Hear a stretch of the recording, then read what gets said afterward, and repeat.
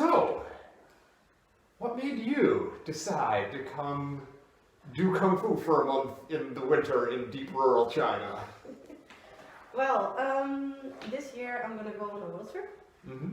and I want to do something that make myself a little bit like after all the 4 years of studying, 4 years of like being. Can I do a new one? Sorry, I want to do a new one. Oh yeah, no, that's fine.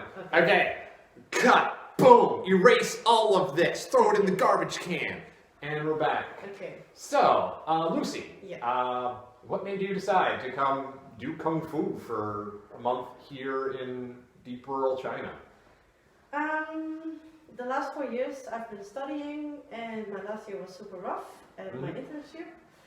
And then this year I want to use for like a gap year to travel. Mm-hmm. And then I thought it might be nice to first go to a camp and work out and like get mentally prepared, but also physically for a year of being away from home. Mm-hmm. So I was already doing kickbox before in the Netherlands, Mhm. and then I saw this camp and I wanted to learn something new. So I decided to come to China. Yeah. Good reasoning.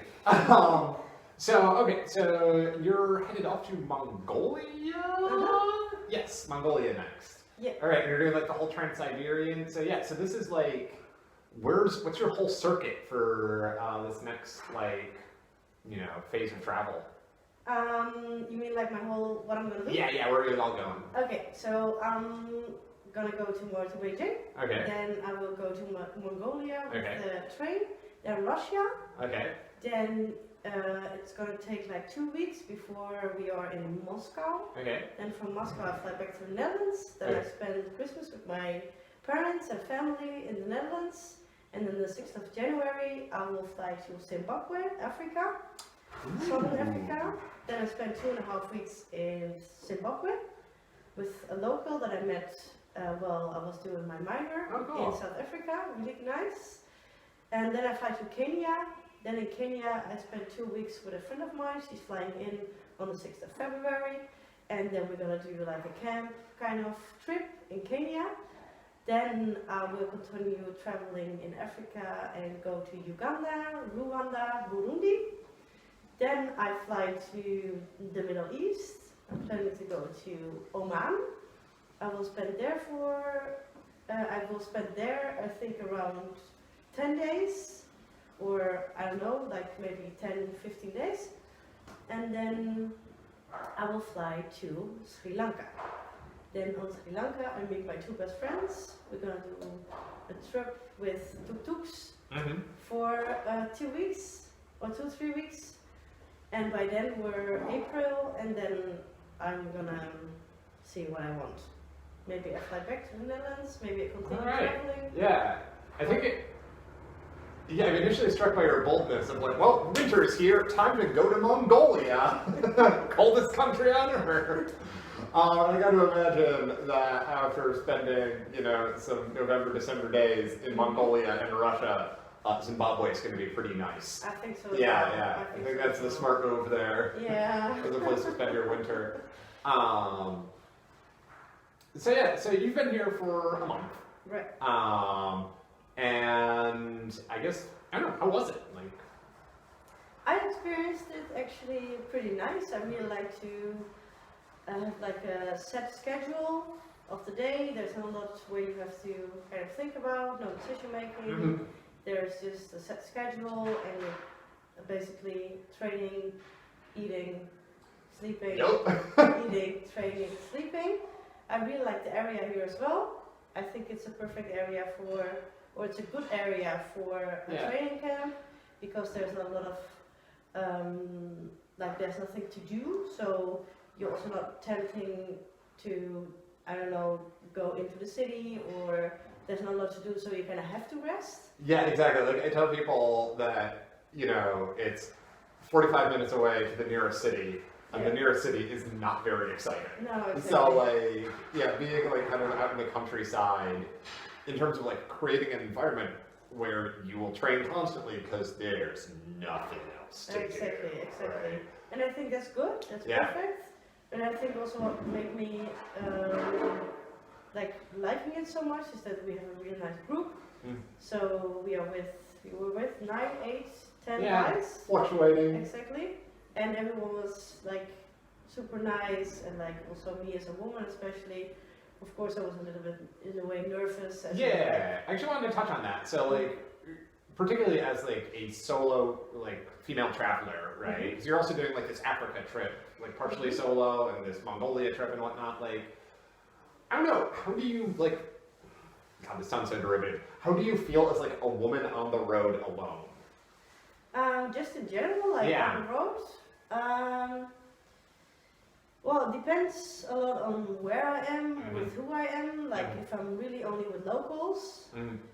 then, well, here in China it's good because, yeah, Chinese people are just super hospitable and super nice and Yeah.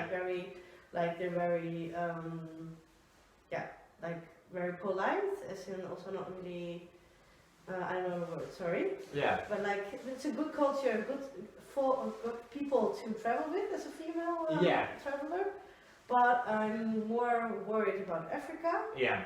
because I think that's where it's gonna, like, they are way more talkative and way more, like, are less. And it's also like, you know, I always tell my friends when I'm like going off to China, if they're like, "Oh, be careful over there," I'm like, Mhm. it's a police state. Like, it's actually pretty hard to be anywhere safer Yeah. than like a foreigner in China. I'm like, Yeah. be careful continuing to live in the United States. That's the country with all the mass shootings. Yeah, Like, yeah, I definitely felt safe here yeah, all the time.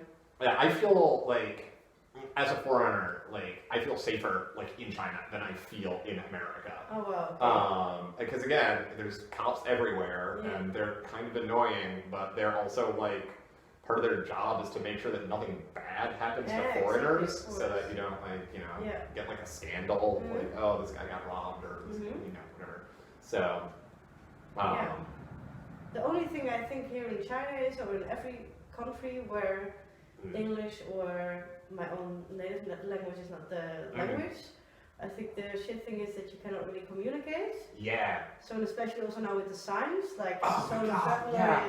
like you cannot really make your, you have to ask, you have to. I know. Like, I mean, I studied Chinese for like 5 years, Mm. and I'm functionally illiterate when I go out there, and it's just such an uphill battle with the reading. Yeah, exactly. I was like, if I'm like, when I was in the Netherlands, right, I don't speak Dutch, Mhm. but like, if there's a sign and I don't know what it says, I can just look up that word Yeah, and figure it exactly. out. Yeah. And that was amazing for me as someone who had only ever traveled in Asia before.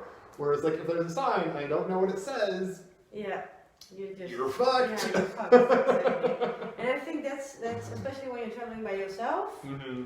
Then then you have to ask someone, or you Mhm. have to use Google Translate. If that doesn't work, also the whole VPN thing, Mm-hmm. also quite annoying. And I think when you're traveling with 2 or with 3 even, then you have shared. Yeah. Well, then you are all in the same situation, so you kind of you have each other at least, and then Mhm. it's easier to find a solution. Yeah, I mean, I often find when I was traveling with other people, it was actually harder because, like, Oh. there's more sets of expectations to manage. And, like traveling in China, like, it's not dangerous, but it is often frustrating. Yeah, exactly.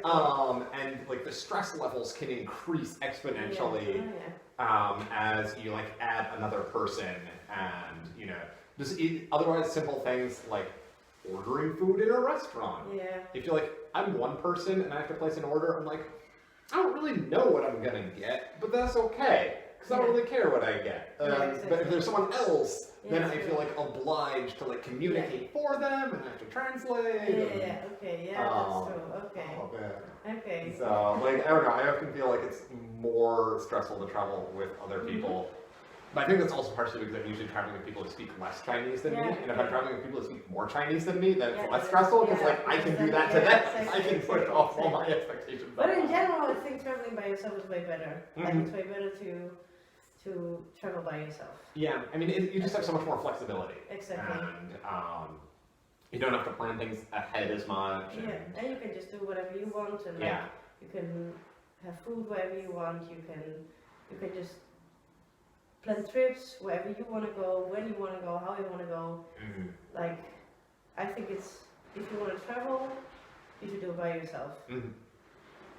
Cool. Yeah. I think that's a good note to end on. Okay. Well, thank you for chatting with me, and yeah, I'm excited to hear about your future adventures. Yeah, well, follow me on Polar Steps. Oh yeah. I have Polar Steps, Instagram, Facebook.